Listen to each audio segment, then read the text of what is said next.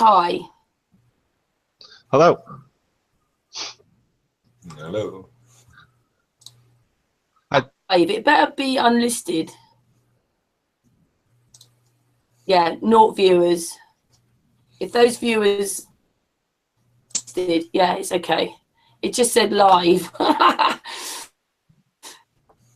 Oh, yeah, dear I me. haven't tried that yet myself. I'm wanting to produce some videos and I have it unlisted as well, so I'm hoping this works. Yeah, shall I go and set it private then? Then you wouldn't be able to see it then when it's unlisted. Oh, there's no one there. It's okay. Yeah, Let's it would go. be. Someone might be able to drop on it accidentally or something, Okay. but I doubt that would happen. I'll just go in and make it private. So.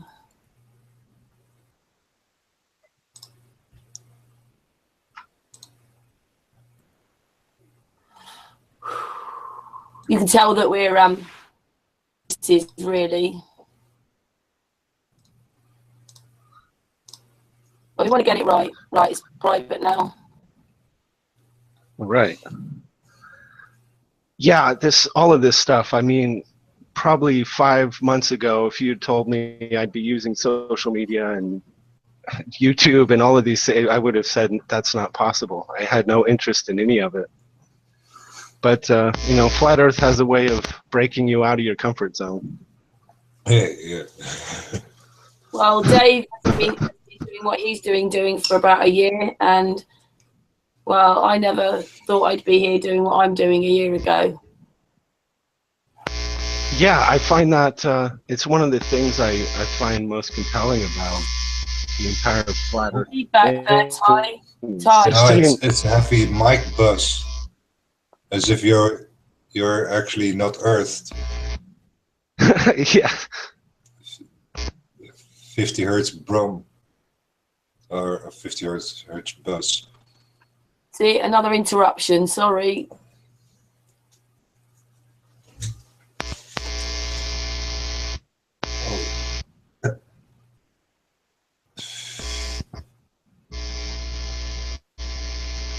Sounds like your mic connection itself.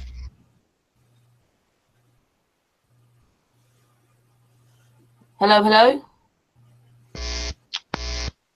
Yeah. How did you want to proceed with this? It's a bit difficult with your microphone. Yeah, it's a little hard. You're having trouble hearing me? Yeah, because that's all right now. There was a 50 hertz buzz through your sound. As soon as you unmic or something, or unmute yourself.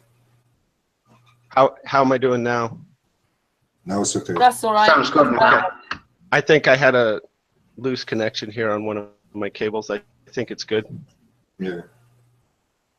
That's cool. What it sounds like. Right, you were saying. So we were saying none of us realised that we would be where we are today. Yeah, and it seems like a common story with a lot of us that ourselves doing anything like this. I'm not one to make a YouTube video. Just sounded so outside of my comfort zone. It gets under your skin and it changes how you see the world, and it feels so important that I think you just become willing to set aside those little, the self-consciousness and the fear that, you might get embarrassed along the way, or somebody might have criticized what you're doing. It just becomes, that kind of stuff becomes really small. And yeah. It's more important. I just want to engage this topic with as many people as possible. And it's been really a great experience. Oh, that was really nicely put. I like that. Because that's exactly it, isn't it? You're driven. Driven. Yeah, I'm sure most of us have full-time gigs. We've got to pay the bills. We've got to do those things. You know, my job can be pretty demanding at certain times of the month. I'm a graphic designer by trade, so you know, it's really deadline heavy. So I've got to juggle that and try to do what I want to do in Flat Earth, and you know, you can get stretched pretty thin, but there's so much reward in doing the Flat Earth side of things that it tends to keep you recharged.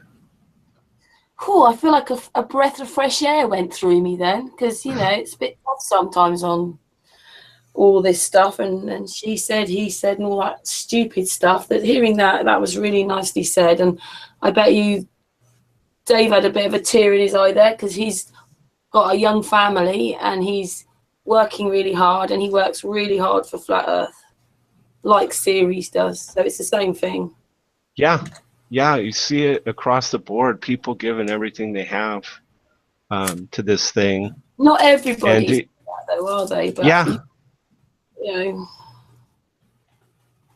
Yeah, you know, and as far as the drama stuff and all the distractions go, I don't have any interest in it. I think most people feel the same way. It's sad to see so much division and distraction going on, but we know this is part of the tactic as well.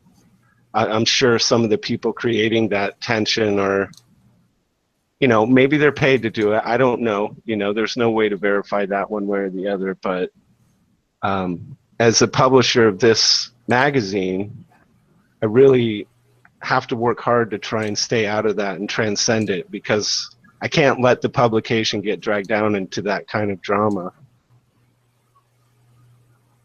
So we don't know so much about you, I'm afraid, which maybe is a bit bad. But then, you know, like we said, we will probably put this hangout out. So I'd like you to explain a little bit about your magazine then. Sure, absolutely. I mean, that's we're at that stage where we're really trying to reach out to as many people as we can, and you know, it's just getting started. So it stands to reason a lot of people have no idea what we're doing. So I appreciate this opportunity to talk about it. Is it just you? How many people help you or with you? I have an editor named Louis Lewis. He helps me on that side of things, and in various other ways. He contributes to the live streams and helps reaching out to people, getting content. Crow 777 is he has an ongoing column in the magazine. AJ from Flat Earth Smarts has an ongoing column. So we're kind of building a library of some of the great thinkers in Flat Earth. Oh. And you know, well, Crow he doesn't identify as a Flat Earther. He knows that the model we've been presented is complete nonsense, but and he's been very supportive of this project. Yeah, that's something I've always wondered actually about Crow. You know what I mean? He never actually mentions about the Flat Earth, but obviously he talks about the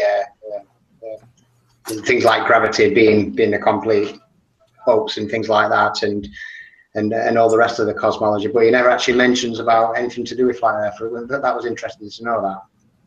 Yeah, he really has a philosophy of not attaching himself to any one group, and I think that serves him well, because he touches on so many topics on his show and what he does, and I think it's a way for him to, again, avoid that drama we spoke of a little bit, and you know, he's able to stay out of that, the mess of all that. He on our last live stream, he came on, and you know, he spoke to this a little bit, and I don't think, the longer I'm in Flat Earth, the less importance I put on someone actually saying I am a Flat Earther. I think it's Flat Earth, for me, has kind of become a state of mind where there's this. I think I know what you mean. Yeah, I think I know what you mean. It doesn't mean that everybody thinks the same. It's just the goal is much more important than all the petty, stupid stuff. So if that person's in on it and can help, that person's in on it, can help, that one, we're heading that way then.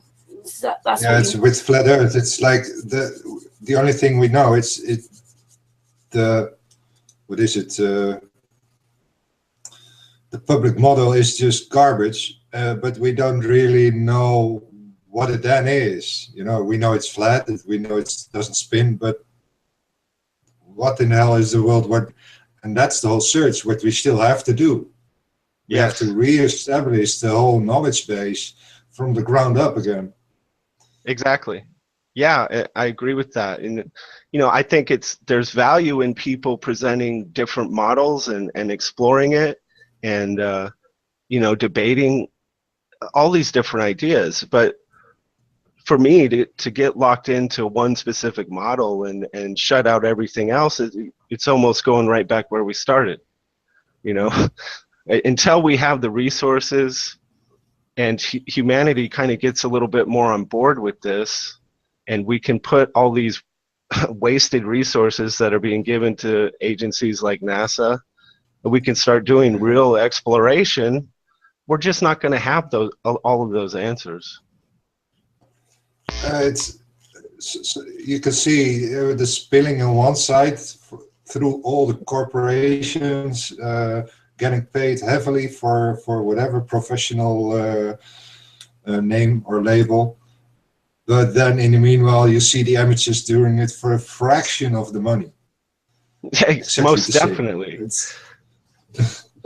Yeah, I mean, clearly they're presenting these absurd costs, giving us a cartoon in return, and where that money actually is going, whether they're doing, maybe they are doing real research, maybe they're gathering all that knowledge, you know, and at some point in time, if we can bring that, you know, an organization like NASA to heel and make them accountable, maybe that information will become a matter of public knowledge, or maybe it's all just going to, it's all militarized.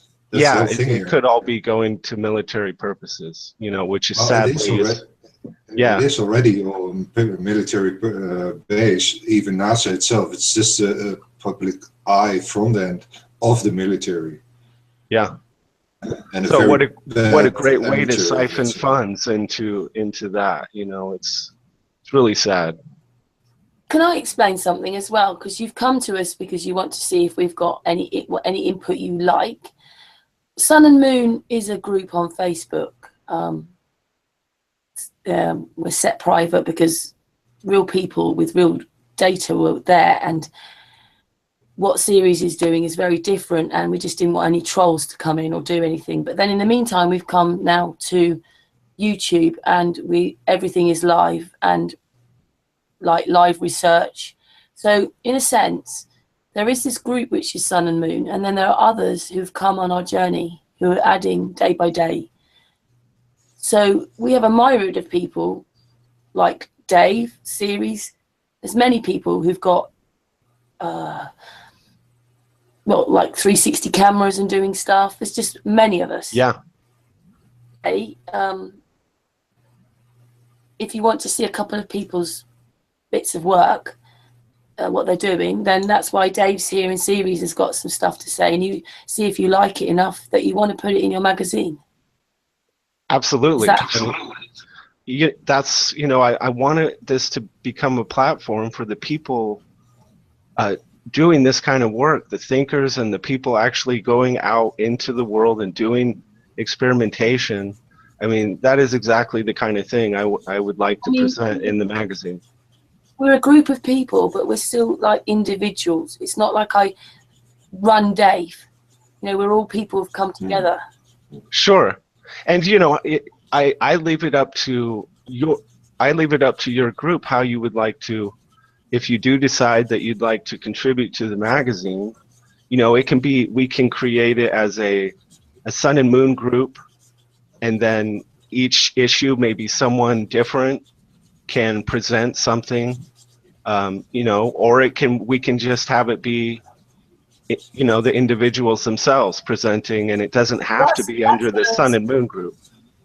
That sounds great. The magazine, is it a monthly thing or something? That's the goal. Now, when I first, you know, I kind of just closed my eyes and jumped off the cliff when I had the idea to do this thing. And I said, yeah, we're going to go monthly right out of the gate. But reality has smacked me about the face a bit. So right now, our first issue is now available. Number 2, we're shooting for mid-November, and then we're going to try and get one out on the 1st of January. And as soon as we're able, we'd like it to be monthly. For the time being, it's probably going to be bi-monthly until we can really get the ball rolling. Yeah, you need enough people to actually fill it. Exactly. It's a pretty monumental feat filling. I don't know if any of you have worked on a publication or any kind of print work, but it's a lot of work. There's a lot of effort that goes into it. I've done a bit of that. Graphics and yeah. It's my realm. Do you want to see a bit of these people's work and see if it's the kind of things you want to have in your magazine then? I would love to. Well, who wants to go first? Should we put series first? Series what?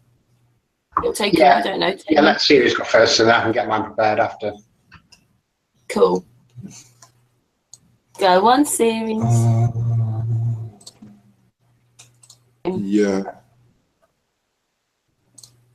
Even kijken hoor. Where's my hangout? There. Live. Alright. Even kijken. What we see here is Google Maps. 1 minute, series. I just see you. I sit. Cool. Yeah, it's coming through. What I figured, if Google Maps is actually collecting photographs, and oh, that's a little bit too much. So completely 3D, 2D, yeah. And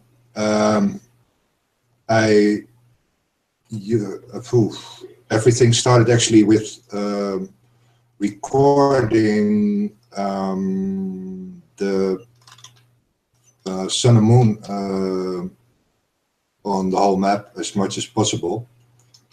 And maybe I open just another page for that. Recordings, select time window, to my month,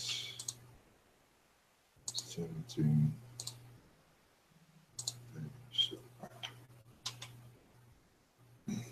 this is 1 month of readings on Google Maps, plotted. Wow. And what I discovered was when I zoomed in far enough, images were disappearing. And out of there, I wonder what images were left. So I built a robot that actually scanned the whole world for the availability of images on each zoom level. Nice. But to make this happen, I had to figure out how I could get the images on their XY coordinates, because what you see here is that they requested on XY and zoom level. And what you get is a pure square image. Right. But everything works for the rest in GPS coordinates. And to connect the GPS coordinate to the XYZ coordinate of an image, they had a special formula to translate that into the XY coordinate. And when I actually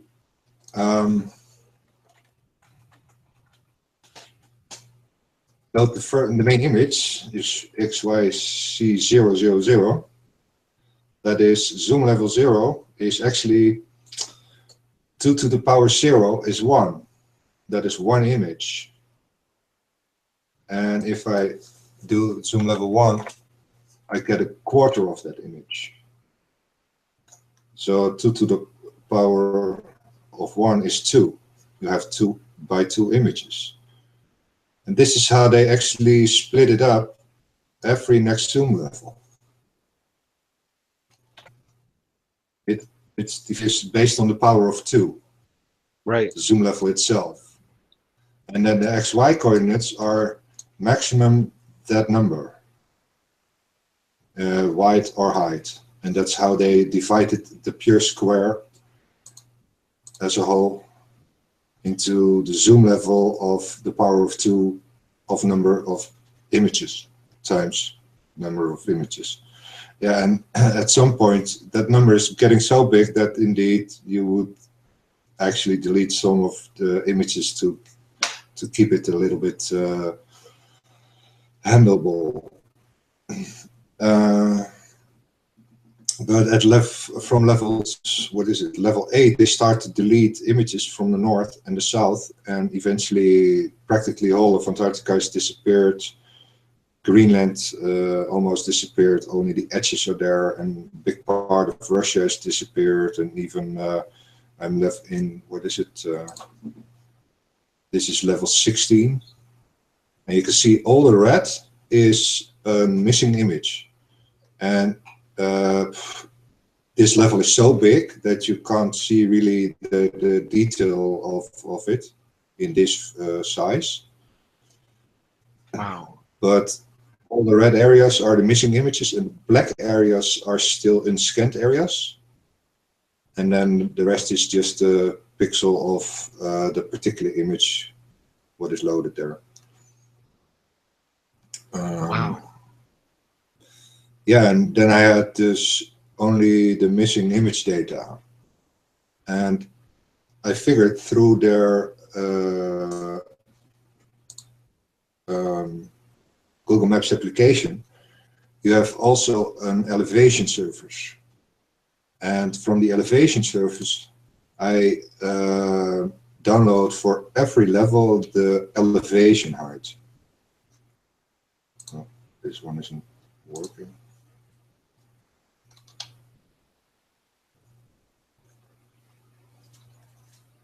And this one is on level 50 now working. And from the elevation data, I actually managed to fill up all the missing data in the photographic material. And out of this formula, I discovered there was particular.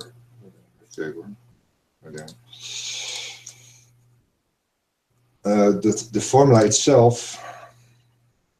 Even denken, maar gewoon soort. Oh, wiki. This is the good one.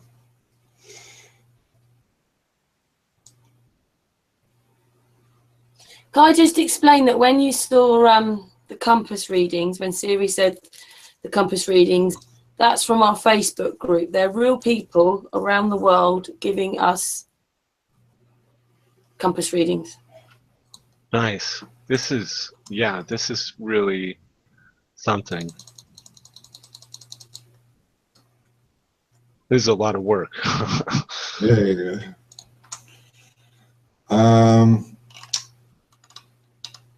What you see here is what the GPS formula translated to XY coordinates up till 90 degrees actually presents. There's not only one square, there are 3 squares of data. And east-west is a loop. It's a spatial loop, what we call the 4th dimension. Mm-hmm. As in, you take the first dimension, east-west, that particular line, as a complete toroidal field around you, starting from the middle where you are. And that you can walk the whole line and then end up at the same place. Siri, you need to explain that the darker colors at the bottom is Antarctica. Yeah, I'm coming there. Okay then, sorry, carry on then. I'll shut my mouth. Is the most hardest thing for people to grasp, because it is an infinity in a finite size. Because the east-west length is the maximum length you can walk to end up in the same place, but you can walk it forever. Okay. In a straight line. That's Right. That's the hard thing here, because you would expect in a three-dimensional space that you only end up further and further away. Sure. point I with mean, the- I'm sure that that's most people's perception or idea of this thing. Exactly. But And you know, it's not the with first time I have come across this concept before. I can't. There was somebody presenting this loop idea, and I cannot remember what free energy. that person. Yes. Free energy brought me the concept. And what I figured out is what the actual data is. What the spatial construct is actually, how that is a cube construct, a square construct in two-dimensional sense. But with a north and a south extension, what I didn't expect to exist. Right. That is surprising. Because why wouldn't it just? So would you say, or do you think that north and south, it is just extending for who knows how far, or is it also a loop? Yeah, there is also a loop, but it is then based on how the Flower of Life grid works.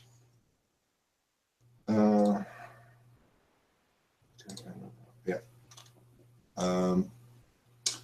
What you see here, I've adjusted the center point on how the Sun analemma and Moon analemma apparently is working from the 0.0 latitude longitude here on the right, and then based on the golden ratio distance between the tropics, I position the point of where the big circle and the small circle meet. Mm-hmm. And that point I take as the center of the Flower of Life. But the circle for the Flower of Life is based on how the square in the beginning is.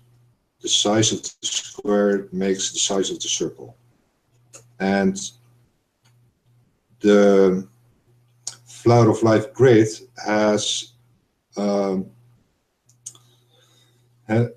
what is the word for it?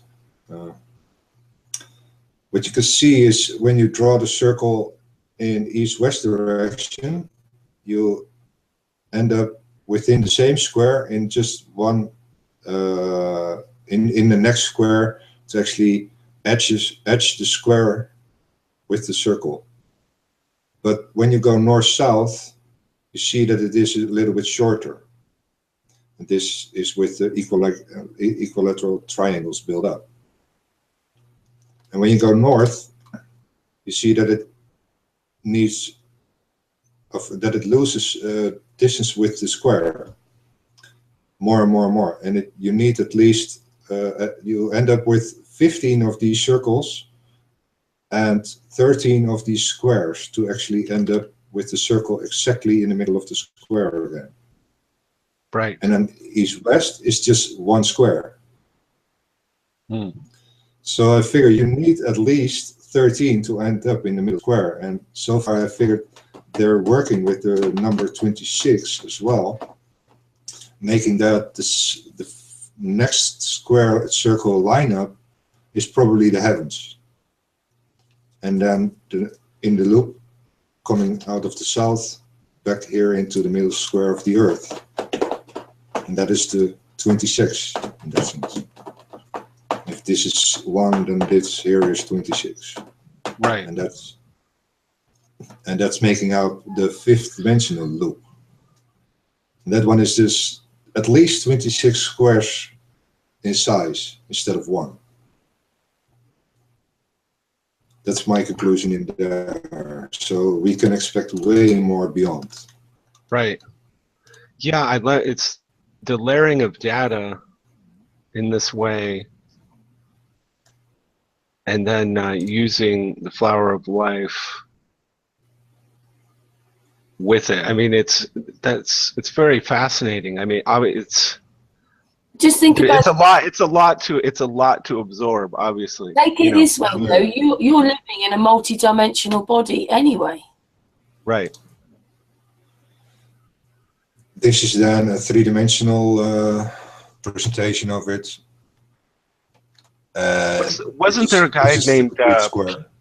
P-Brain also doing some work with this? Does that ring a bell? Oh, It seems to me there was a YouTuber that goes by P, just the letter P, Brain, that was creating models, this Not type seen of yet. model. But and do you? I also, before I forget, do you feel that this way of thinking connects with the Book of Enoch at all? yeah. Those So the far, I descriptions. have not yet seen anything in scripture or actual true sources what it doesn't connect in here. I found even the Buddha form in that sense. Right. Because The meditating Enoch, Buddha with the seven snakes, actually building up the seven chakra system into the fruit of life. And the flower of life grid and the chakra system are completely tied into each other. This is why we probably end up with the triple square as well, because it actually needs the triple square to build up the tree of life. right. This one. Series, I thought that you were going to show him how Google Maps bent pictures to make the globe, but now Yeah, we're coming there. We're coming there. you may as well show I'm him. just giving a little bit base. Well, And you- certainly will you- it will you becomes show a. him your- Oh, so I was going to say, will you show him your animation series? Yeah, also. Okay. But we've got Here you Dave can as well. see Wait. Here you can see the tree of life build up, and I have a lot of other images showing it all with the Buddha form. But the main thing was what I discovered was you see this green duck here that is actually crossing the point of flower of life grid point, and then Yes. here on the left you have the yellow one that is also crossing, and then you have here the blue ones as well. But I think north is more spread it out, a more dynamic thing.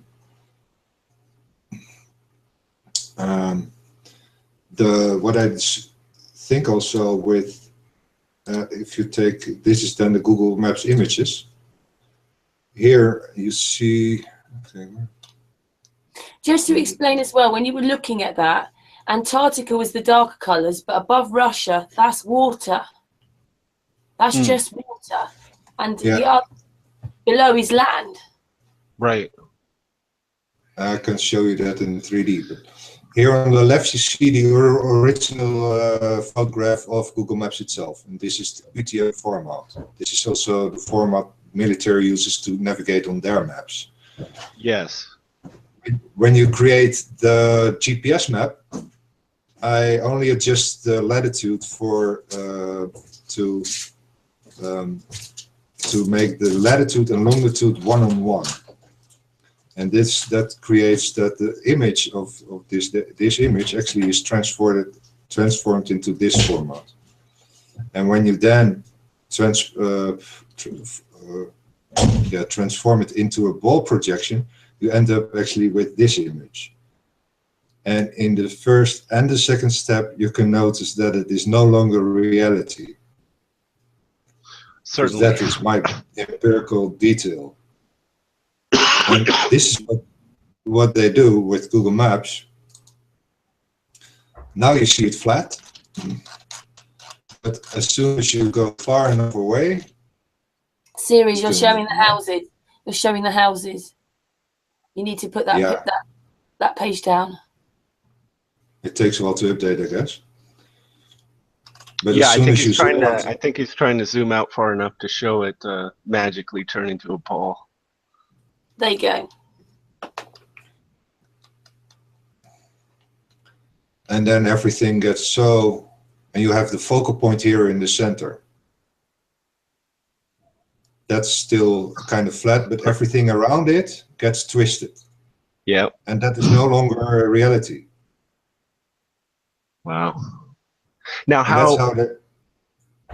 how do you feel like it is possible, or that you would be able to take this information and present it in a print publication adequately? You know, how much do you think it would take to get these ideas, because it's quite complex? Yeah, it ties in so many things together.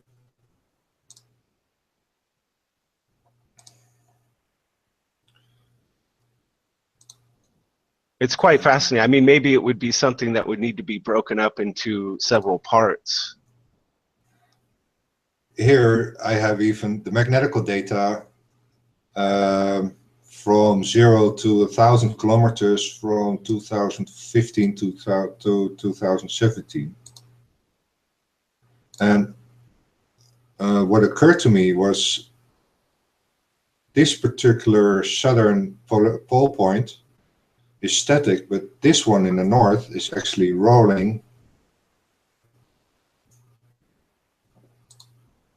And I need a real-time animator to actually make it visible. Right. But you could see a little bit the movements when I go in through the air. And this is how the magnetical field is built up. And yeah, you don't know the colors actually, because but you can see at the colors that everything has a three-dimensional direction: up, down, left, right, and what it is, and then the up and what is it? X, Y, and Z axis. And each axis has a particular color: red, green, or blue. And through the colors, you can actually see the direction of the magnetic field. Right. In bands. And I have a little movie in my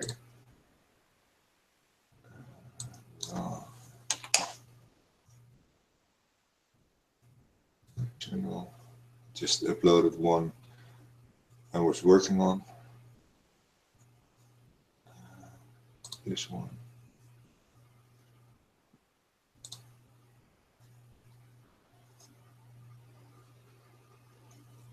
Right. The south is green, and this is I begin at a certain position and then follow the magnetic line, and that's what creates all these lines. And I've done it over a little very rough grid, and then only up till 15 kilometers high, and then amplified the height so that we can see more of what it does in three-dimensional sense. Right.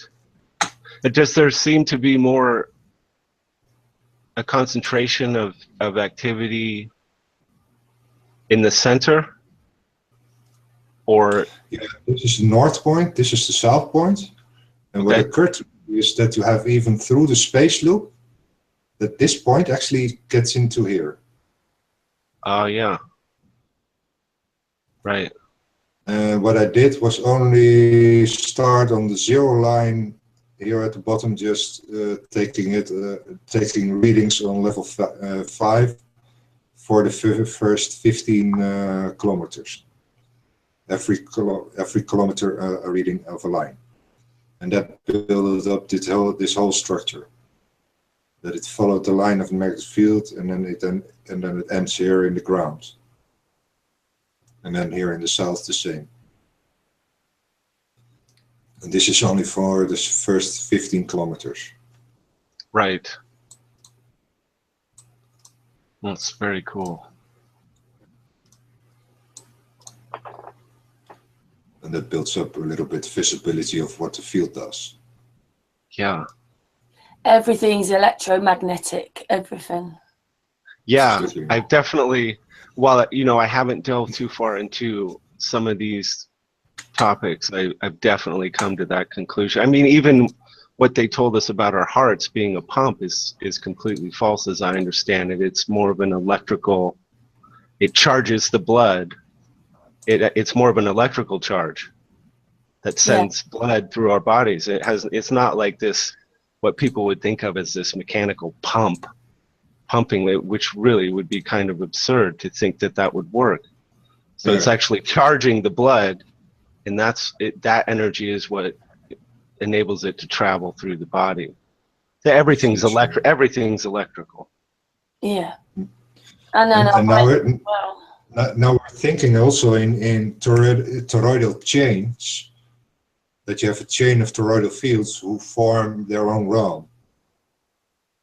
And it's like we're either between two fields, as here is the equator, and then this is this particular southern point and this the northern point. But this bluish here is actually flowing over into the greenish here as a one directional flow. so there are pillars. They're the 4 pillars. Mm, You have 4 different magnetic fields. yeah, interesting. This part here is not connected through the earth, and this part here is not connected through the earth as well. It's like that this blue field is actually going over into this orange-red field and then ending up at the other realm as a point in where it is tied into the realm. Really serious. It's amazing. Green here into the purplish here, and then eventually tied into the realm, into the next realm. Now, how? So even, I mean, even the magnetic chart is suggesting a realm beyond. right. I mean, it seems that the majority of people would, the moment you mention some kind of loop, that this becomes instantly difficult for people to either grasp or accept that could possibly be going on in a physical sense, that you could walk biggest through. problem is to make people realize what the 4th dimension actually is, and Right. this is where it's probably is going to tie in what the biggest confusion, I guess, is that we believe that the world is the center. But the world is just one of the 2 fields in that how Genesis is explained in Genesis 1. In the beginning, God created the heavens and the earth as two separate creations. Yes. And what I figure is that we are in the center of both fields, making us the center. Yeah, as an and I mean, orientation of this observation. I've always And this figured that the Lord of the Rings Middle Earth is a reference to this kind of what you're saying here, that it's Middle Earth, you know. Also, the middle garden, the heart Yes. of the garden. Yeah. like it's separate really to what Ceres is saying, but this place we live in, like if you went to a beach and you stood in one place and someone else stood, say, 10 feet up the beach, when they looked at the sun coming across the water, it would come to their feet but not the other person's, and the other person, the sun would come to their feet but not the other person's. It's opposite. Yes. And both at the same time. Yes. Right. So reality is formed from each individual's perspective. Exactly. What I would add to that as well, what Ceres is saying. Now, if you look at all models, whether it's a square, a circle, or a globe, every model needs some kind of supernatural phenomena or supernatural force to make it work. It's just the way it is. The globe, it needs gravity, doesn't it, to all the water on. So it's got this supernatural force. And I don't think without this phenomena that you would be able to get a working model. You need some kind of supernatural phenomena to get a model working, and I believe that for whatever model it is, it will need some kind of supernatural force or phenomena to actually make it work properly. That's a really interesting point. I like that. Yeah. Very cool. And Owen's failure actually made me realize how that celestial sphere we see around us is not spinning 1,000 miles an hour around the Earth, but spinning somewhere between 60 and 100 kilometers an hour around us in the center. Right. That actually confirms that there is a perspective bubble in where we can actually maximum see everything. Yeah. From that perspective. Yeah. Very good. Yeah, The exact kilometers should actually indicate how big that circle is of the circumference of that perspective bubble. And out of that, we can extrapolate what the diameter is of the perspective bubbles in how far we can see from our perspective. Right. Yes. It just gets your mind spinning in so many different directions, thinking about these things. It introduces so many interesting ideas and then you start connecting the dots to, you know, these little pieces of information that you inevitably gather over time as you research things, and then all of a sudden a few of the dots connect. Boom, boom, boom, boom, boom. You can see the series has got quite a lot of data, like in different places, different things. And then, like, even though Dave, look what he's just said, he knows a lot of what he's doing now is fitting in around Ceres, even though he's doing his own thing and he's doing his own experiments, doing different things. But they all connect, they all talk to each other. Well, I think you guys are doing a great thing by, you know, the work you're doing, having this group and being able to share your different findings and realizing that they're overlapping and interconnected is, I mean, how cool is that? Listen, I don't know how long you've got. I would really like Ceres just to play you that 3D model he's got, and then maybe Dave talks, because obviously you know you want to go away, think about it, whatever, see if you want any of our work, and then we've got, you know, if we're going to work together, then there'll be more people with more projects. More. Absolutely, I love it. Love it. Ceres has got this great sort of 3D way of it going round. That's the one you're going to play, isn't it, Ceres? What do you mean? Which one? The one where it shows the land and Antarctica, but you go round it as what, you know, as land, not, yeah, that one.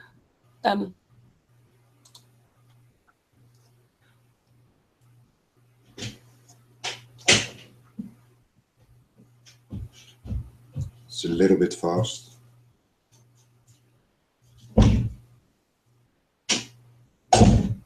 Yeah.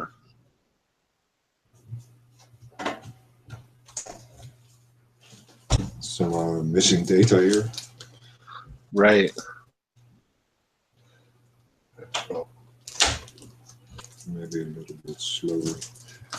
Ceres, what about the one where you go round? You have to actually render that one up then? I don't know what's actually go around where. The one that you played over and over again, where the land goes round, and you can see the whole thing in 3D. As a video? You've played it to us loads of times. I have no idea which one you actually mean.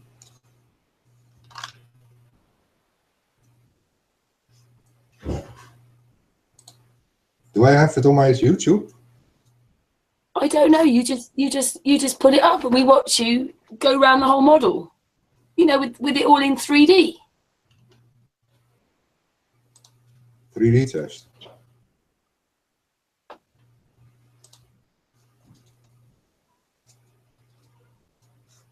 Oh, maybe a little bit faster.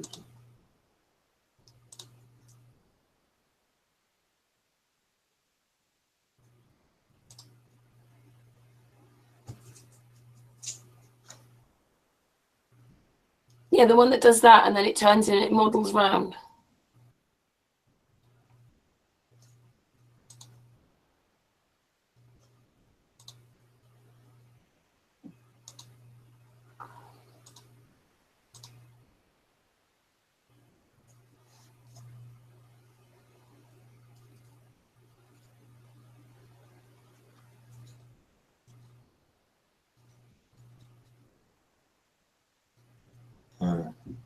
It loads a lot here. Text well. Alright.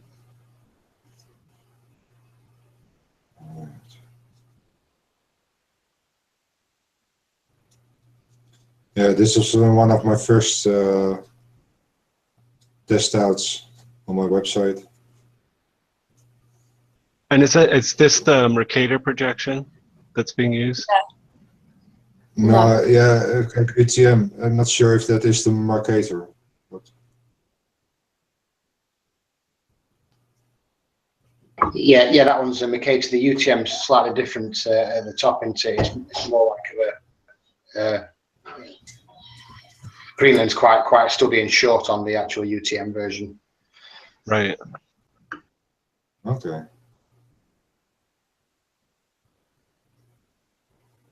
Yeah, it's great stuff. I mean, I think it's a topic that people will find fascinating, whatever they think about it ultimately. And that's not, you know, the concern of the magazine is to challenge people.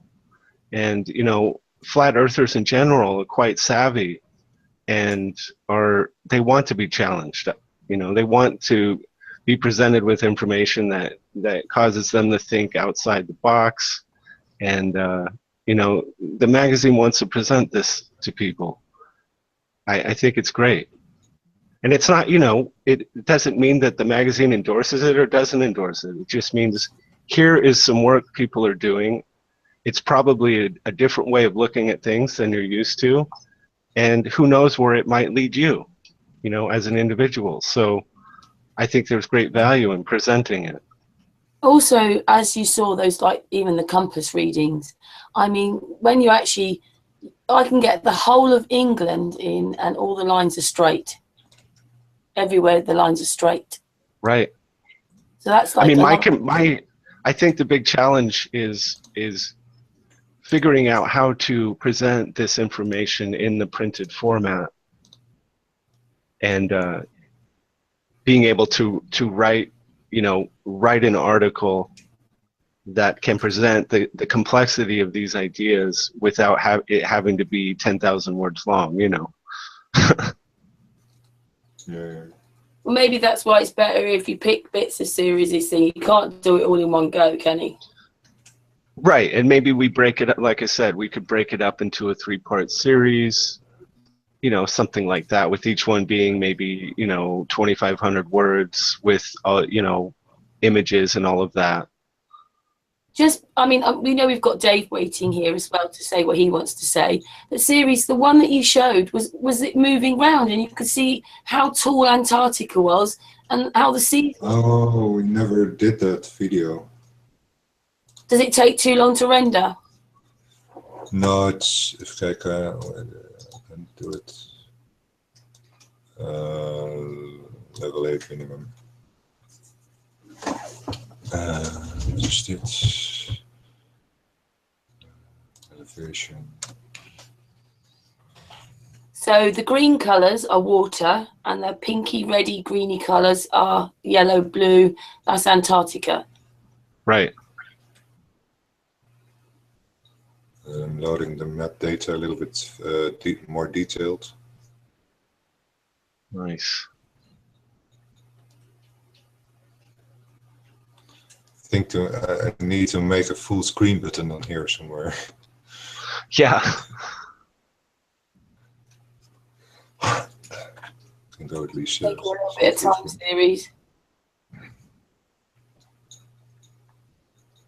Series does all this on one computer. Yeah, I know what that's like. Hey, we got to work with what we have, you know. Yeah. If this works, you'll be amazed if it's going to work. Come on, render. I mean, you don't think I wasn't shocked when I first saw it. It looked like the first time we did it. It looked like it just looks sort of like a pop-up book. Right. Wow. I think I was speechless.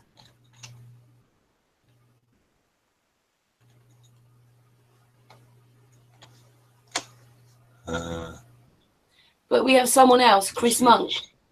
he's doing more the sort of toroidal fields and up there. And then we've got another one that's Matt Jerome, who's the land to the sky. Yeah. And he does the flower of life, and he's drawing all the time and connecting the frequencies with colors, and just knowing this information just comes out of his head. And then we've got someone else below the land. Now we've all stumbled across it. We're all doing different things. There's different things involved here, but each one overlays. It's amazing. Sure. I feel very privileged to be here right now. But look at this. He's going to, oh, wow. It just blows my mind every time I see it. Yeah, it's great. It takes time to actually do this. I have to remake the whole mesh when I change the altitude amplification. Sure. Just be patient a couple of minutes. Well, you know, the flat Earth community is amazing. I'm sure when you get to a certain point, people are going to be happy to contribute a little, maybe get you a, you know, some kind of super machine to do this rendering. There you go. Look, see, you can see it like it's amazing. It's really beautiful. Series has added the colors just to show you. That doesn't mean they're those colors. He's just showing you the differences in everything. Sure. But look at the plates with the land sitting on. Yeah. Yeah. you can see these high areas here was probably land in previous times of before the flood. Yeah. We can find in these areas also old structures, and even probably very old road grids. Between Holland and England, for example, you have an area where I found a sort of road grid, also exactly northeast and of north, south, east, west orientated. Very nice. Do you see the highest point on the land is Everest, right? There.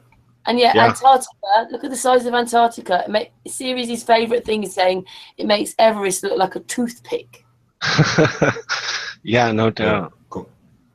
I mean, look at that. I mean, who can make that up? Yeah, that's intense. And I haven't looped this with half the map in the sense that you put half of it on the other side and half of the other to this side. Yeah, because I don't know if you noticed when you saw the bit about the readings, Series hasn't done that. Google Maps have them looped. How many readings did you see? You saw it imprinted 3-4 times. All I did is just show what the data in its raw form presents. Sure. Yeah, I mean, I think that's what makes this so compelling.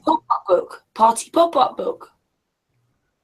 And the funny thing is this particular weird wave in the south.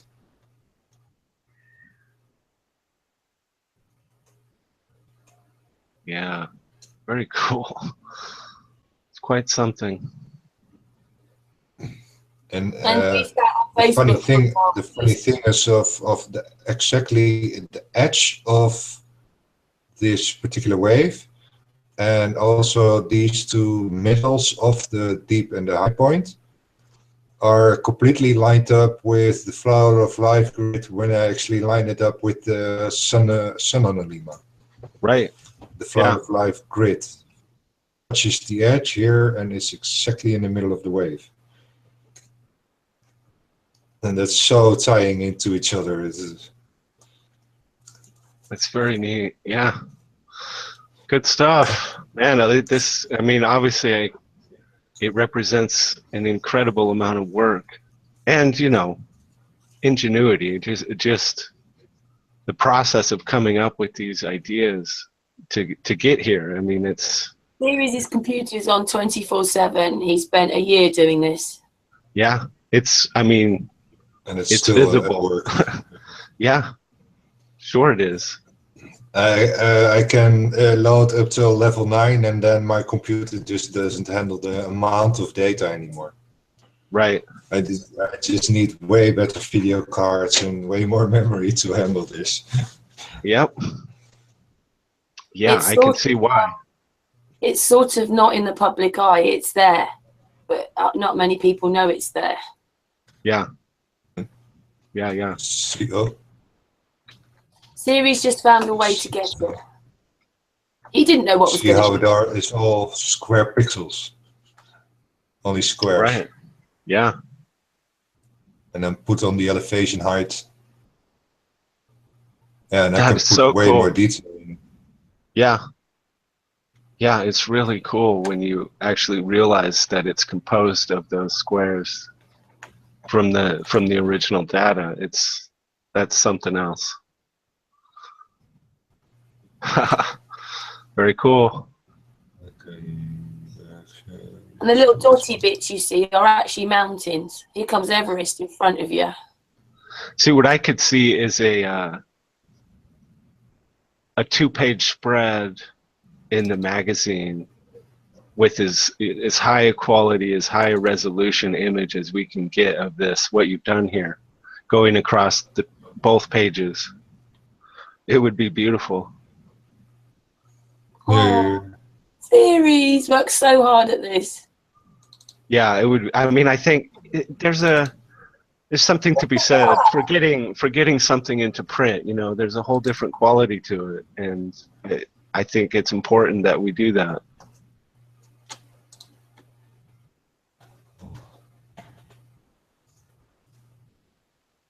This whole year for me is that we're flat.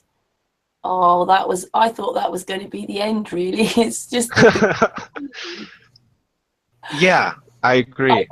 I've had many moments. I suddenly thought, like, Ceres asks, "Who am I? Where am I? And what am I doing here?" Yeah, I think the revelations have only just begun for everyone. You know, we just don't know what's down the road. And that's exciting. Stupid space.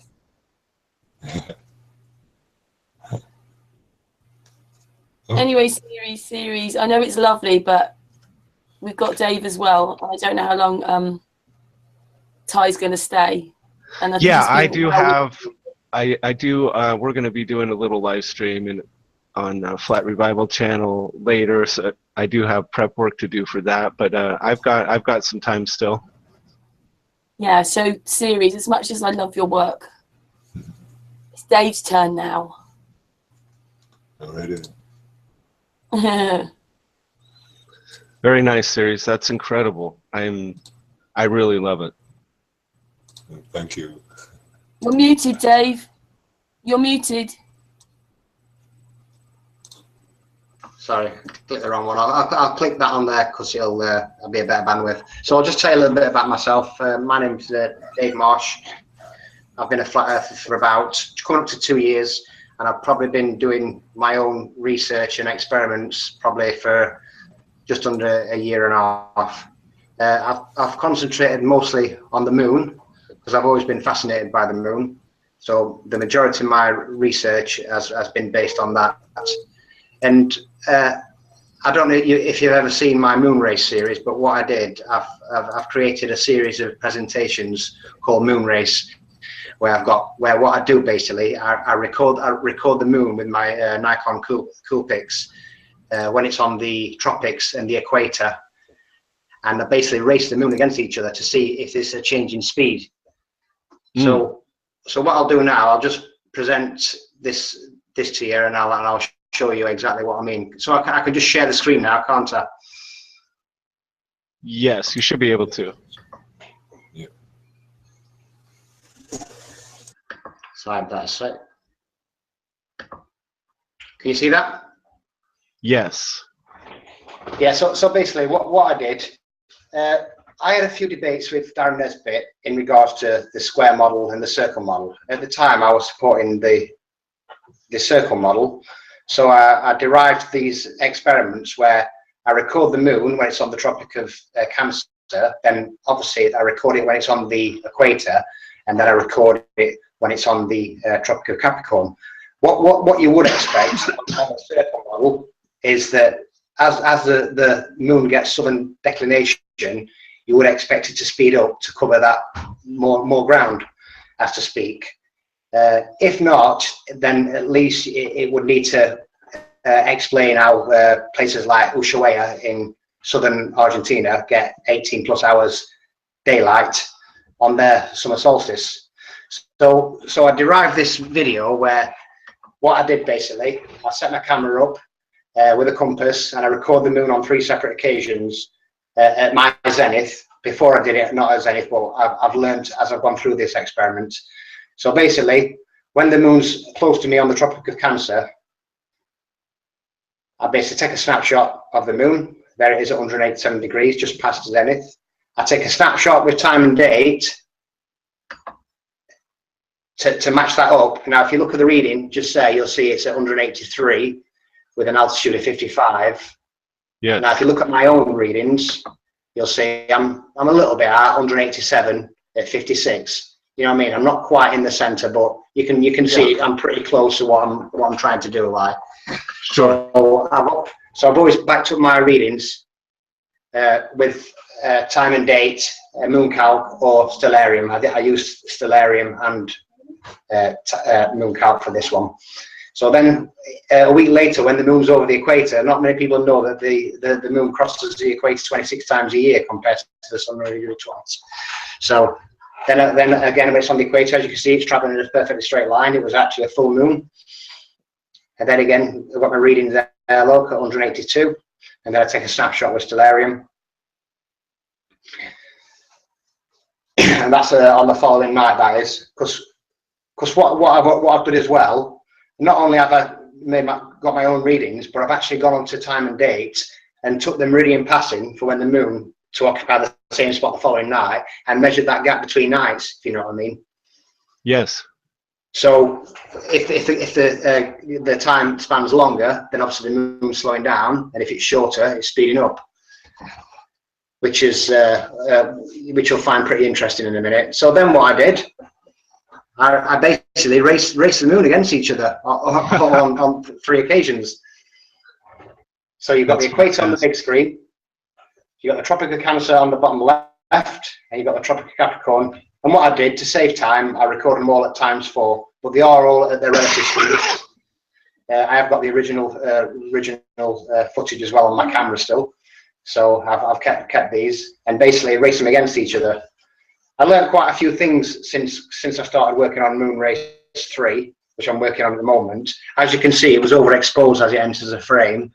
I've managed to sort that out now. So when the moon comes on frame, it looks like the moon and not like the sun. Right. So like I say, I basically raced them against each other. And what I noticed were that when the moon was leaving the Tropic of Cancer and going towards the equator, it was speeding up. Not only was it speeding up, when I went onto time and date and looked at the meridian passing on that day, the time was around about 24 hours, 42 minutes. Yet on the Tropic of Cancer and the Tropic of Capricorn, it was around about 24 hours, 50 minutes. So it's actually, what I'm observing in reality is actually matching up with that meridian passing on time and date. And I've got this on 9 occasions, and I'm going to be using 6 of my own observations in my next video. I couldn't use my first 3 because I did it at a different zoom level, but my last 6 observations are all in the same zoom from the same location in my back garden. And here, what I try to do now, I try to explain why the moon's doing this. And I just put this little speech here, this little quote from Tesla about how scientists have substituted mathematics for experiments, kind of thing. Yes.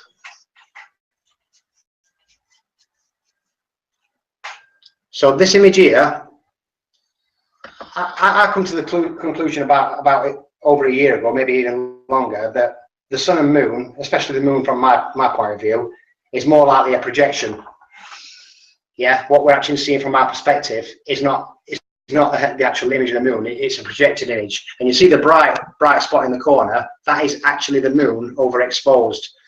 And what it did, it actually produced a projection glare on the camera, which created the moon. Right. I've got quite a few of these images, and this is what I've. And I don't know if you've seen Steve Torrance and Mike Kavanaugh's latest video about the electromagnetic Earth, and they've come to the same conclusion about the sun being a projection. So it may be worth checking that out as well. Yeah, I would. I'm at this point tending to agree with that line of thinking, for sure. Yeah. So then what I did, I just put my theory on it. So I said basically the electromagnetic ether is a luminescent fluid substance for the propagation or the carrier of light, and it's in a constant state of constant flux of vortex motion, and it carries all the heavenly bodies according to their altitude and their varying densities, and it's made up of two vortices. Not many people know this when they're stuck on a one-pole model, but it's pretty clear to see that there's two vortices, just like there is on a magnet, or two fields. So you've got one in the north, which is mine from the top, and the one in the opposite direction from the south, which was captured by my friend Paul Kofo. And what I did now, I captured some star trails with the moon in the actual image or the video to show that when the moon's above the celestial equator in the northern hemisphere, it travels around the northern vortex, but when it's on the celestial equator, it'll basically travel in a straight line. And then when it's actually below, on the Tropic of Capricorn, it will follow that southern vortex. Yeah.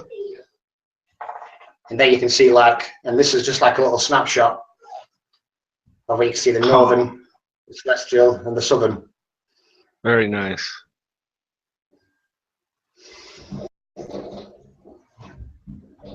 So that's where I got to in Moonrace 2 video. I basically said then, so when the moon is above the celestial equator in the north, around the Tropic of Cancer, it's circling the northern vortex. And when the moon passes the celestial equator, it will pick up on the ethereal currents in the opposing vortex.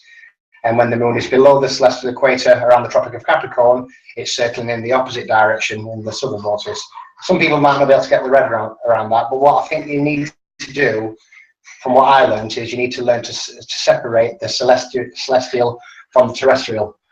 Yeah, a lot of people are relating the two poles, which I refer to as the celestial poles, as geographical poles. I'm referring to celestial poles, and this is where my research has led me to electromagnetism as well. Even though I'm not I don't claim to know everything about electromagnetism, I've basically just scratched the surface of it.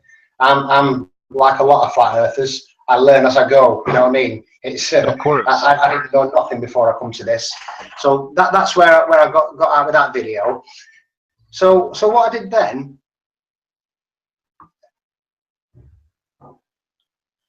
I basically thought to myself, so NASA I wonder if NASA has a working model of the moon around the Earth. And luckily, I found a model which is NASA's Lunar Reconnaissance Orbiter Visualization. And what this does, shows you the distance from the moon from the Earth. Obviously, when it's to 28 Earths away, it's closest at perigee. And then, obviously, as it moves further away, it moves away to apogee at its furthest point. Now, if you know anything about elliptical planetary orbits, which was what Kepler, one of his laws were, the planetary motion, were that planets will travel around the sun in an elliptical orbit, and what they'll do, they'll speed up at the closest point at perigee, and they'll slow down at their, obviously, furthest point away at apogee. Yeah. Now, interestingly, because I'd captured the moon through March, where we're coming up to it now, yeah, on the March the 6th. Mm-hmm. This was my first observation. Yeah, if you saw that first moon what I had on that video I just showed you then, you see the moon's in the exact same position. What I noticed were, this is when the moon was, on my observations, and according to that meridian passing on time and day, was when the moon was one of its slowest parts in its cycle, from a flat earther's perspective. But yeah, as we got to near the full moon, which I think was on the 12th or the 13th, yeah, it was round about there. Now, this is where I recorded the moon at its fastest, and I think it took 24 hours 42 minutes on the meridian passing, and it also crossed my screen faster. So what I'm shooting in reality is matching up with what's with what's happening on time and date with that meridian passing. My observation on this day, that meridian passing time is shorter, which tells me that the moon is speeding up in its cycle.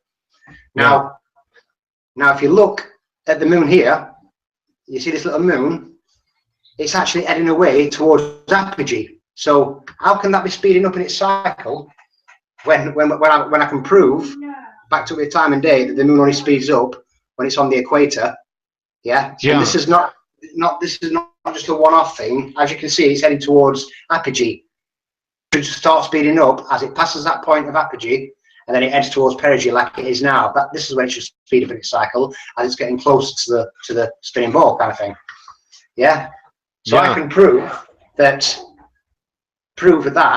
beyond a shadow of a doubt that that's not happening. And to back up my claims, what I've done,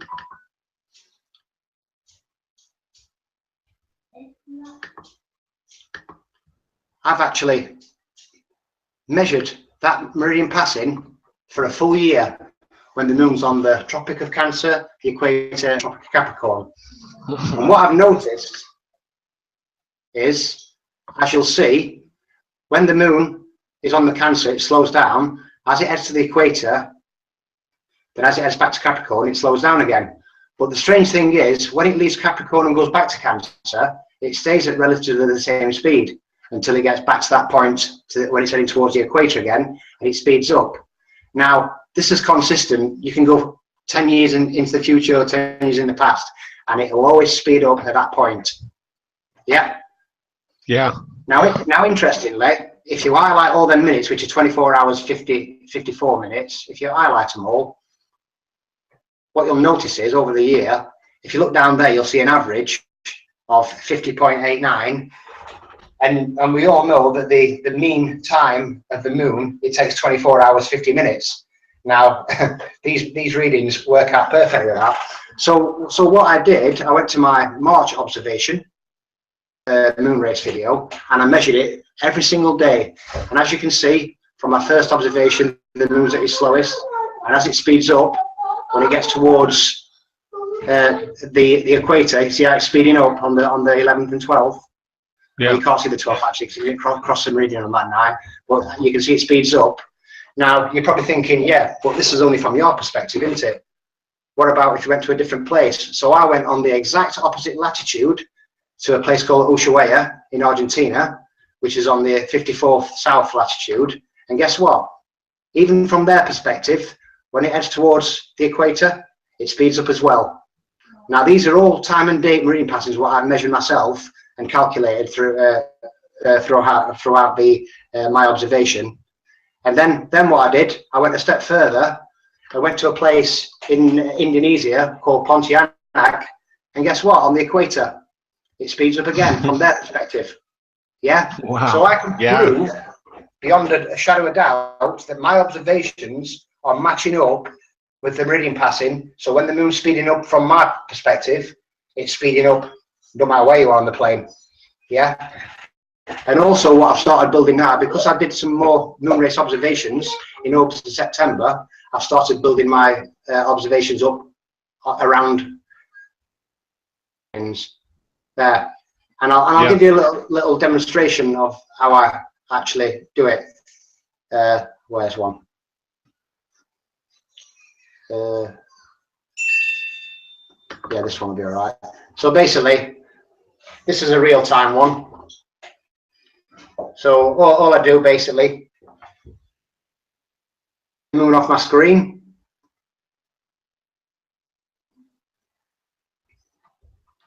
It's not the easiest thing to do. No. As you know, as you can see now, look, it doesn't overexpose as it comes on screen, because as I've gone through these observation experiments, I've learnt, you know what I mean? I've learnt as I go. And before you set it half an hour to get the moon in that position, I can do it in like 5 minutes now when I need to do it, you know what I mean? So nice. So I've recorded the moon 3 times again, but this time, instead of going from the Tropic of Cancer to the equator to the Tropic of Capricorn, where I saw that speed up, I did it from the Tropic of Capricorn this time. Yeah, and I came back. And what I did a quick calculation. I basically timed this moon, and I checked it with that meridian passing, and I think I think it took 24 hours, and I think it was something like 52 minutes from my first observation. Sorry, it took 6 minutes or something like that. But anyway, the meridian passing time matched up with it. And then when I went to my other reading on the equator, yeah, when it just speeded up slightly, the meridian passing was 1 minute quicker then as well. And then when I went to my third observation, which seemed to take a lifetime for it to get from one end of my screen to the other, when it was on the answer, it took like nearly 7 minutes. But when I looked at the meridian passing there, guess what? It took nearly 25 hours. It was 24 hours and 58 minutes. So when I'm shooting the moon in reality, where it's speeding up from my perspective, or wherever you want to shoot it from, it's matching up with what I'm doing on time and date. So what I'm going to do, I'm going to use the scientific method, because I've got all the information and data and tools I need to debunk NASA's Lunar Reconnaissance Orbiter, to prove that distance they use in their model is pure math, and also that 5-degree inclination they use is math as well. Because we know as flat earthers, when a celestial object is closer to the observer, it will appear higher in the sky.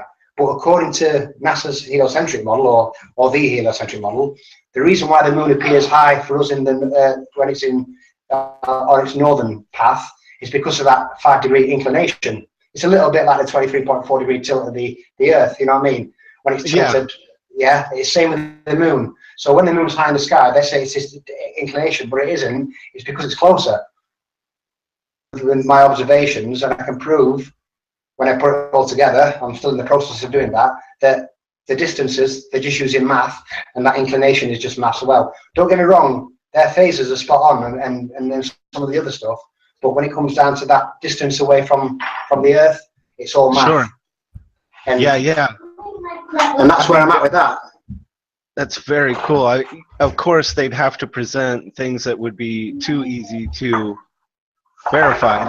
They have to have those things match up. But yeah, in every other respect, as per usual, they're using mathematics as a replacement for reality, of course.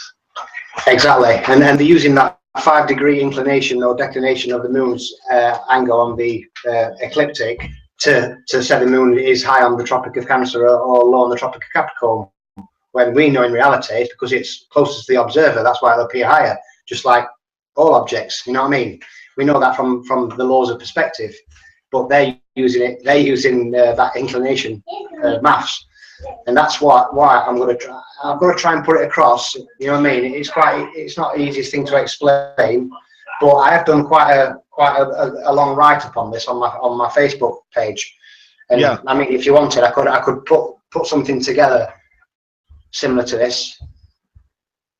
I think this is great information as well. I mean, the moon is a topic of great interest to most flat earthers, and I mean, I'm more than okay admitting that I don't know what it is, that I don't, you know, I'm leaning toward it being certainly some kind of projection, or you know, not this physical object that our minds are so accustomed to thinking in those terms, which is probably what creates the barrier for people when thinking about these things. Yeah, exactly. Like I say, I've been saying that people laughed at me about a year and a half ago when I said it, the moon was a projection. I put a post on saying, is the moon a projection? And people were like basically ridiculing me and laughing at me, you know what I mean? And yeah, like I say, it's coming to light now, and I know a lot of people like Ceres and Chris Monk, they I think they're on the same page as well. Sure. So yeah, this is good stuff. I mean, again, it comes down to the challenge of, can it be well?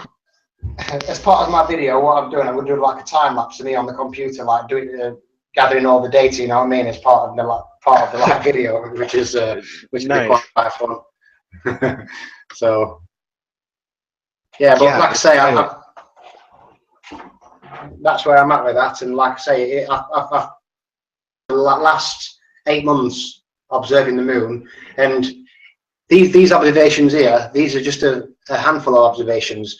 If you go onto my lunar page, or if you look at my actual phone, where I'm constantly, if I see the moon, I'll take a snapshot and I'll compare it with time and date Mooncalc to see if my readings are matching up with theirs, you know what I mean? And I've got hundreds and hundreds of readings, what back that up. So it's not just these 2 observations here. I've been doing it on a regular basis, you know what I mean? All these observations here, if you take this one, look on there where it's 144 and 48. I don't know if I click on the right one here. Probably not that one. Can I just say as well that there's many more people like Dave, all in this helping, all doing our separate bits, or everything. But we all talk to each other. Like Dave will say, Steve will say, Dave, I want to ask you this. This is what it's about. It's inevitable that a lot of the data is going to interconnect and overlap, and I think it's invaluable that you guys are sharing the information. And I mean, it's the daily, the fact that you're doing it the right way, you're doing it over a long period of time, and you're doing it consistently. I mean, this is the kind of stuff that is invaluable to Flat Earth right now, for sure. Yeah, and just to give you a little idea, look, there's my reading, my final reading there. It was the azimuth was 144 and the angle was 48. Now, if you go to my actual reading with dioptra, what you'll see is,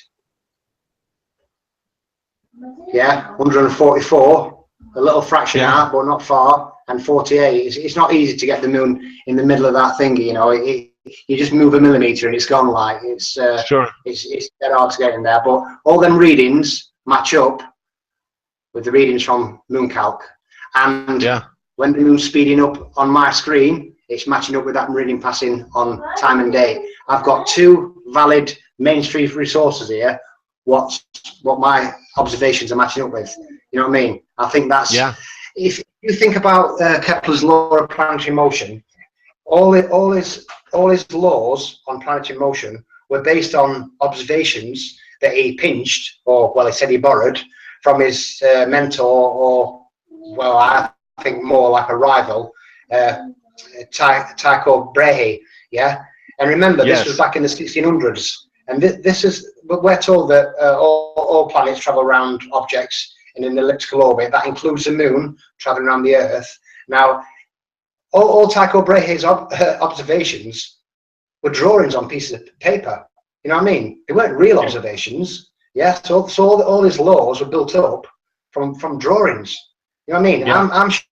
I'm shooting reality, and I'm building my observations on, and I'm matching it up with what's happening in reality. And there's one thing you can't hide, and that's that meridian passing. When that moon is at 180 degrees south, if you pointed your app towards that and it said 270 degrees west, there'd be questions asked, wouldn't they? So the meridian passing, it can't be hidden. And I've just put 2 and 2 together and started measuring that time between meridian passings to build up my data to back up my claims. Yeah, very good. That's cool. You know, again, the challenge becomes, can it be presented efficiently in a print format for the magazine? You know, and I think, like you said, you've written up something. Let me just click on my Facebook and I'll show you what I mean.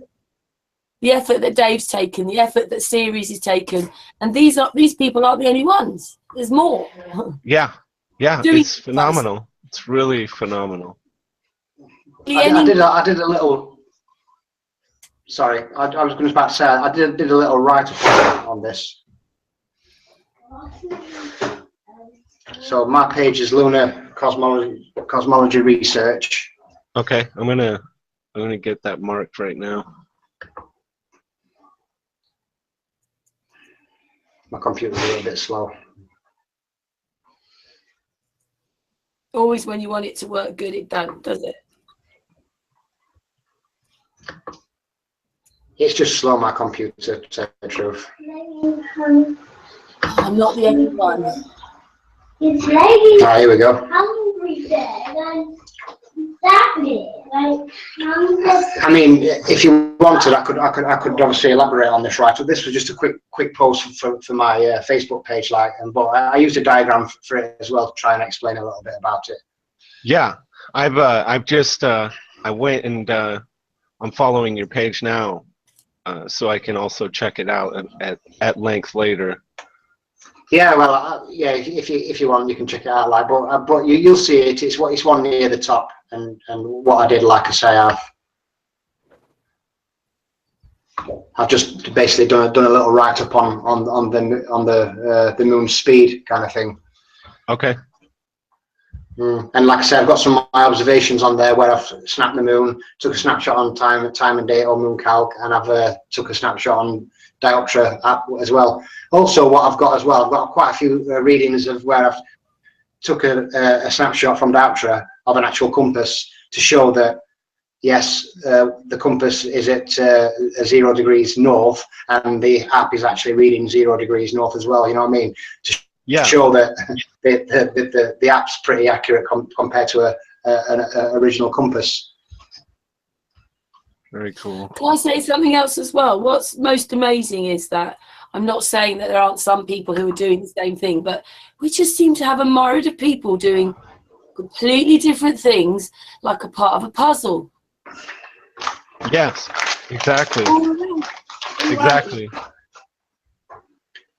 Yeah, like I say, I mean, I've always said this, I'm sure you've heard me say it before, Karen, series about if I can just find one piece of that puzzle and just contribute towards it, you know what I mean? At least I've done something, you know what I mean? Because it's, what you find is you usually get like, there's 4 sides to a piece of a jigsaw puzzle. You normally get 2 sides what fit, or 1 or 3, but you can never seem to get all sides to fit, you know what I mean? So it's always stopping it. And that's where I said that this supernatural phenomena, every model, I don't care which one it will be, which will actually be the model, will actually have to have some kind of supernatural phenomena for it to work properly.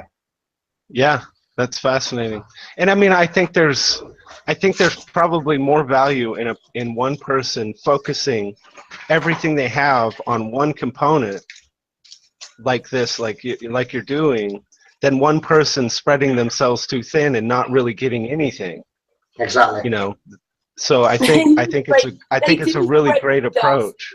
Like, Series is up almost 24 hours doing it, and Dave has a full-time job, and I see you around at 3-4 o'clock in the morning, Dave Marsh.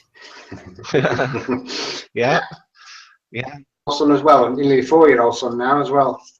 Yeah, so. And he's got a young son as well. Yeah, it takes tremendous passion to stay at this stuff. I'm impressed with the level of work that I've seen presented here is pretty mind-blowing. Yeah. So yeah, let's just say the Sun and Moon Group has an open invitation to present material for the magazine. And how you guys want to go about that, I kind of leave to you.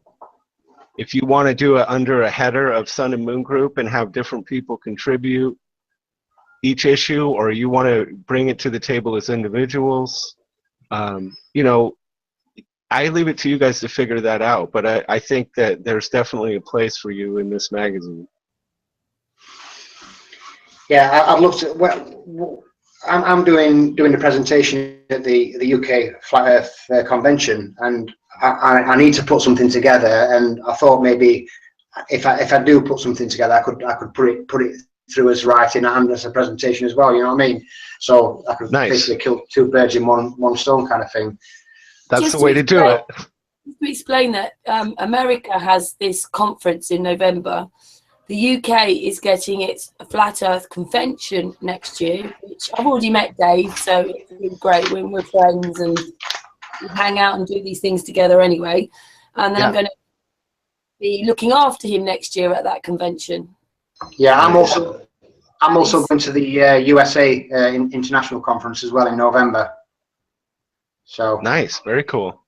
And then the convention is going to go to Amsterdam afterwards as well. Gary John is his name. He's going to do one in Amsterdam. But the really great thing is that these people, like your series, Dave, Gary, have come from our Facebook group.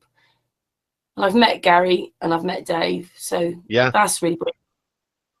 Yeah, you guys have an amazing group. I think you're doing great things, and it's clear that, you know, people are taking notice. You certainly have an audience. Yeah, we're a community. Yeah, that's, Oh, it's me. I thought Series had blocked me, then I thought I was talking to nothing. Yeah, we're a community, and it's not about just one person. It won't work unless we all do this. Exactly.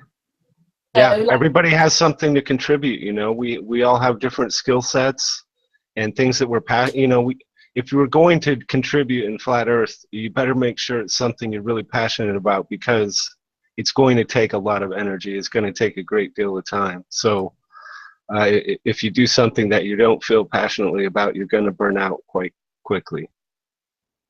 Yeah, also as well, that little presentation I've just given you, I've joined the Flat Earth Corner, you know, with Mike Kavanagh, the pilot Alex is there, you've got Steve Torrent, you've got Dr. Zach, you've got Chris Monkseely, you've got Bob Nodal, Cammy Nodal, you've got Karen B. I've run this past them, and they say I'm definitely onto something with this. And I'd just like to thank Robert Scott as well for putting all my readings into the spreadsheet, because he did all that for me. You know what I mean? I'm not very good with Excel or anything like that. I would just build me up on WordPad kind of thing. So he put that in for me, and he got me all the all the thingies, all the actual, I don't know what you call them, formulas into it as well. So I'm quite pleased about that, because it did actually make my work a lot easier, because I was just doing it all on Microsoft Word, which is I can imagine. Yeah, someone else doing their part and helping.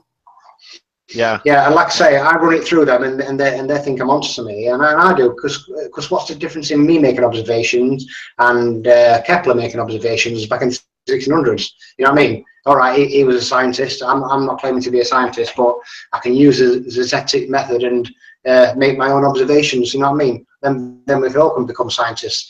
You know what I mean? If you feel like you've got something to present, and I think I've hit something here. You know what I mean? It's took months and months and months to get to this point, but because I've been concentrating, like you say, just on the moon. You know what I mean? It's put me in a good position to present something. What maybe, hopefully, I might have missed something. I don't know. I might have missed something really silly, but I've asked a lot of people, and they're in agreement with me. Yeah, I mean, I think you've built up. You're doing it the right way. You've built up the data. You're cross-referencing it. It's not like you say. It's not just a one-off observation. This is multi-layered, and you know that part of the value of presenting it to the world, or in general, is that, you know, if you have missed something, or if there's something that can be added to it, you're inviting all those minds to look at it, and you know, it could lead to something even bigger. Yeah, sometimes we've been live for 3-4 hours, and then there's another 2 hours on the after hangout. Right. Yeah, you guys go at it. You know, you put a lot of time into this, and I've just started getting into your streams on YouTube and things. There's so many things to try and check out and keep up on, you know, but I try to hit as many things as I can.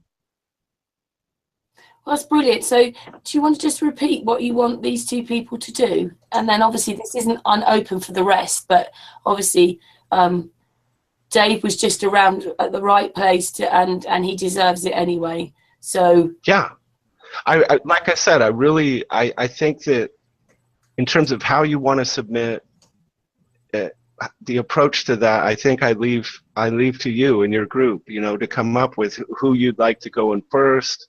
How you'd like to structure that, if maybe something needs to be broken up into multiple parts, I can do that. I'm completely flexible. So how long have they got then? How long have they got before you would like to see something? Well, you know, if you want to get into issue number 2, we're shooting for mid-November release on that, so I would need something solid by the 5th of November. I wouldn't be able to do anything before November, because I'm getting prepared for the conference, and I'm quite busy at work at the moment. But definitely next year sometime, definitely. Because like I say, I'm going to build my presentation up, and then I could do that as I'm doing it. Like I say, kill 2 birds in one stone. So I'm thinking maybe next year, actually. Sure. Well, we're hoping typical to David, be yeah. around. We're hoping to be around for the foreseeable future. So. Yeah, right then, guys. I'm gonna have to shoot because I've been on the computer quite a long time now, and I haven't had anything to eat yet. So I'm gonna shoot off and. All right, get hey, myself David. something to eat. It was great to meet you, and thank you for presenting your work. It's good stuff. Thanks, Dave. Right, thanks a lot, Ty, and good luck with that magazine as well. Thank you. You have to have Yes. you have to have that hug.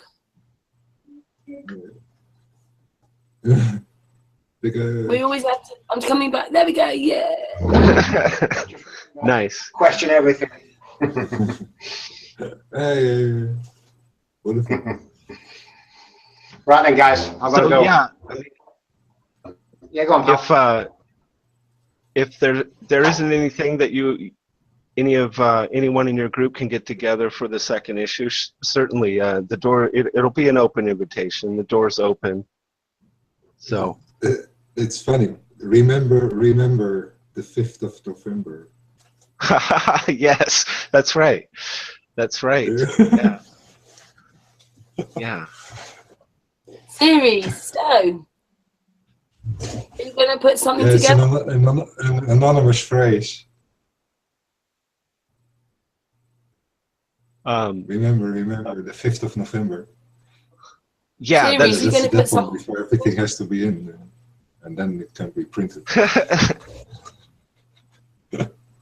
Good thing is we're going to air this.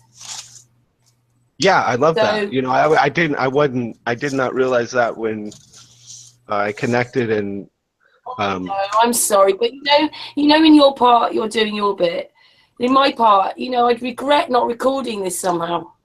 I agree. I think it all should be recorded. I think Flat Earth is probably the most documented movement in the history of mankind. If you think about it, I mean, think about the documentation that's happening. It's quite phenomenal. 24/7 shows, Yeah, live streams and such. It's really, yeah. it's amazing. If you look back on what we've learned, what we can learn from, so-called ancient cultures or whatever, the amount of information we actually have access to is quite small. When you compare it to probably Flat Earth in 1 week produces more raw information and data and things than we have on the entire, Greece history or something. I think it's just the mountain of data and information being presented is overwhelming. The odd thing is, if you understand that there's other people like Stan with his 360-degree camera, there's Matt Jerome. I said there's many more. We've just seen Owen's experiment. We've just it's just you cannot explain it in 5 minutes. I don't know how we quite all do this. In a way, I would say also it's kind of look into everyone, their experiments, kind of repeat them so you can actually confirm it and make it empirical for yourself. But try to deviate into a personal direction of your own passion. Yeah, Because exactly. Everybody has their own perspective, extra of what the extra side is of their position on the point, what we're discussing. Yeah, there's great value in that, I think. Circle. Yeah. Each individual is going to have that slightly different perspective or thing that they bring to the table. And you might, the individual probably doesn't know what that is even when they get started. It becomes apparent later. I can't do what they do. I'm not clever enough. But you do what you do. Yeah. I can tell that you become a glue for the group and push it forward, and I think that dynamic is working quite well. Yeah, it's like it's almost 24 hours. Yeah. Flat Earth should have a health warning for it. Very addictive. Indeed. It's kind of like woke up to life. This is my life. It's interesting because everything else is just deviating from it. It's because before Flat Earth, I didn't know anything about anything. You know what I mean? I could probably tell you what was happening on EastEnders or Coronation Street on the sitcoms on TV, but other than that, I probably couldn't tell you anything what's happening outside my door or up in the sky. You know what I mean? My head's constantly in the clouds now. You know what I mean? I'm always looking up. I spend most of my time walking around with my head facing upwards. I'm always watching out for something. It's a beautiful thing. It's also been amazing along this sort of journey, like just happening to come across these people. Like there's someone else called FPV with Matt Jerome, and now they've crossed paths, and now they're talking to each other, now they're helping each other. It's like wow, it's like I don't understand, but I don't know. I'm just so glad that Sun and Moon is a magnet and this is all happening. It is. It's happening live. It's all being documented, and it's all being pushed forward. I mean, I almost see it like flat Earth is this. It's almost this compression of time. It seems like if you're a flat earther, what would be considered a year for the average person is like a month for a flat earther. It's like time gets compressed. It's intense, I guess, is what I'm saying. Yeah, I've always said I need to like switch to the Enoch calendar or something like that. Try and get a few more months. Exactly. You need at least another 6 hours a day. Yeah, at least. That's 6 hours what you can actually sleep then. I found this video, right? And what he was basically saying was, well, Sun and Moon on the Facebook group are going to do the each month the picture thing. We put the compass readings in each month, and I'm saying, look, Siri sits up to 2 or 3 o'clock in the morning doing this, but he doesn't anymore. Sometimes Siri goes for 2 days before he goes to sleep. Yeah. Yeah, it really draws you in. It pulls you in. You start trying to figure out ways where you can fit in a little bit more flat Earth each day. It's something else. Right then, guys, I've got to go. It's been a pleasure. To be continued, then, Dave. Yes. Will you send me the link when it's up, please, so I can share it? Of course, I will. Love you, Dave. Thank you. Right. Take care, guys. All right. See you, Dave. Keep it flat. Yeah, I probably I probably need to wrap things up here on my end too. I've got some other things I need to get ready for, and I probably eating would be good. Series, are you going to do something then? Huh? Or do you think that you've just seen how intense that all is and how much effort it takes? Do you think that we just talk like privately in emails about how we do this? Because it might be actually you that does a bit of writing, because now you've seen it. How can Series, it would just take him hours, wouldn't it? How could he cut it down into, you've seen it? Yeah, I was sure that's the challenge is taking these really big, large concepts and all of this information and figuring out a way to frame it in a narrative in a way that people can read it and get something from it. You know, that is going to be a challenge for sure. Okay, then I've got to go. Kind of right. One-liner clues, but yeah, figuring that out is in the details. And you. Yeah. But you know, it's again, it's an open book, and I suppose that maybe the magazine could offer help in writing, but you know, I just fear that I wouldn't understand the information nearly as well, and would I be able to do it justice? It's kind of just step by step, chapter by chapter or something. Actually, Series, what I said at the beginning was to just show how they bent the pixels in the pictures to make the ball. I mean, that is something that a lot of people would get. So why don't you start with that? Yeah, absolutely. And the way that those squares of data become that three-dimensional map that you've created, I think people would be absolutely fascinated by that. And it would present well in the magazine. I think that imagery would work. I mean, he's kind of got the videos. I know that you might have to put video links in maybe your magazine, but you know, we can only go so far. We can only go so far ourselves. We don't live in the same countries. It just goes on, doesn't it?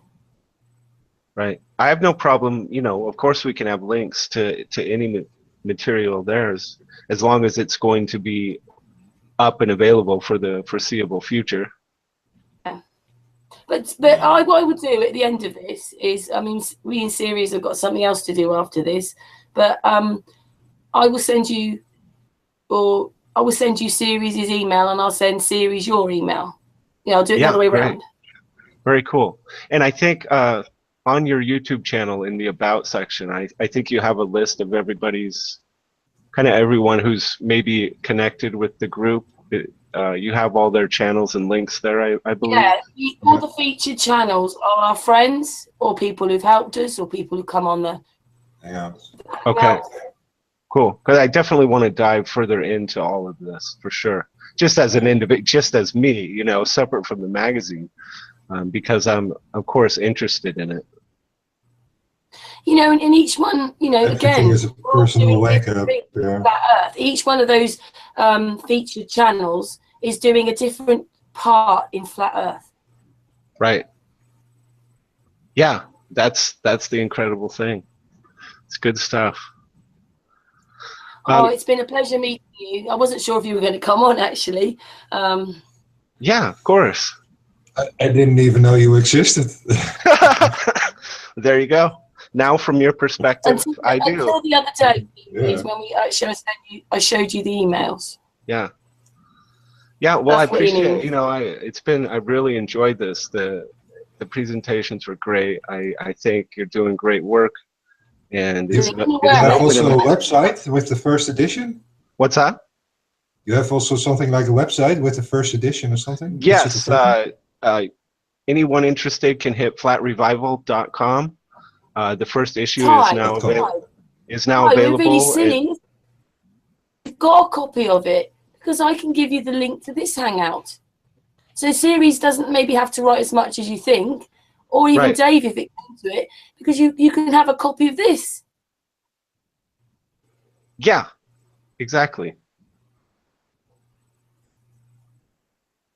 I mean, I know it's quite intense. It takes a while to redirect. But you wouldn't maybe need such a big write-up when you've got this video, because it's making history just us talking to each other. Sure. Well, you know, the magazine is content hungry. That's what, you know, I need content for the pages. So that's, you know, that's my end goal for the magazine is I want to have really compelling content for readers that challenges. What we actually do as well is, if you know Mr. Thrive and Survive, he comes on our Hangouts, and Santos does the same, and then they take these Hangouts and then they break them down. So that can happen to these Hangouts. Nice. Yeah. A bit. Nice. Well, so, I really appreciate your time. I appreciate all the work you're doing, and yeah, it was great to meet each other and stuff, and working this out how we'd like do it. Because I think that's a good way to proceed for sure. It wouldn't matter who we had on. I could have Stan with his 360. I could have Owen. We could get Santos. We could get any. You just cannot do things in 5 minutes. No, of course we've got to work. We've never done this before. Ceres has been on the computer, but anyway, it's just because you can see how deep it is. Yeah, no doubt. Absolutely. Oh, I can't believe how much they've lied to us. It's just. Isn't that? I mean, I know it doesn't matter how long. I think I've been in Flat Earth for about 3 years now, and it just doesn't matter how long you're in it. There are moments in a given day where I'm still just overwhelmed by the depth and size of the deceptions that are going on. It just blows you away. Yeah, it sure does. Yeah. And the thing is that, like this, I know you want to go in a moment, but like the space thing, it's like, I never, you took all that for granted. And then through this Flat Earth, I went and looked at a couple of videos of NASA, not someone else doing it, not someone else's take on it, the NASA feeds. Yeah. I couldn't believe it. I got paused astronauts. I could see things moving in and out which weren't blanked out properly. I could see a man in the around with a torch. You can see them fighting with these bags. Like, that just wouldn't happen. You know, astronauts picking up M&Ms which go through their hands, their hair standing on end. I could go on. I might do a NASA stream, to be honest, because I've got 11 videos. Explains everything. And when you see it, what it is, it's clear that, I mean, not see it. Why are they so asleep? That's hard to answer. I think most people really just aren't in a position to even be concerned about it, where they're at in their lives and mentally. I don't think most adults even look at any of this space stuff. It seems to mostly be produced for children, which quite honestly makes it even worse. They've got you in love with space, and it doesn't exist like that at all. Right. Yeah. It's all a lie. I've got a paused astronaut standing there, well, sort of standing there next to one that's moving. Oh. Yeah, I mean, I think I would hope that these people will be held criminally accountable at some point. I mean, I would like to see that. Yeah, in a way, it's more that we actually have to reclaim our adulthood, in the sense that we are out of the minor situation in where they actually treat us as the minor. Yeah. Yes. We exactly. give consent to that. As long as we give the consent to that by silence, because that's the main thing they use for it, we never protest it. Yes. We just stay in that situation. So that's the awareness we need to spread, that we actually need to grow up. We need to grow up, and at some point we are going to have to present sorry, excuse me. We are going to have to present a viable protest, a physical, real world. You know, I think at some point that is probably going to have to happen. Beyond that, it's kind of, instead of making war against the old and try to destroy the old, we have actually to become the new by becoming the adult level, by taking responsibility back and make that whole old just obsolete. I like that. I like that idea. We just give it. Yes. Yeah.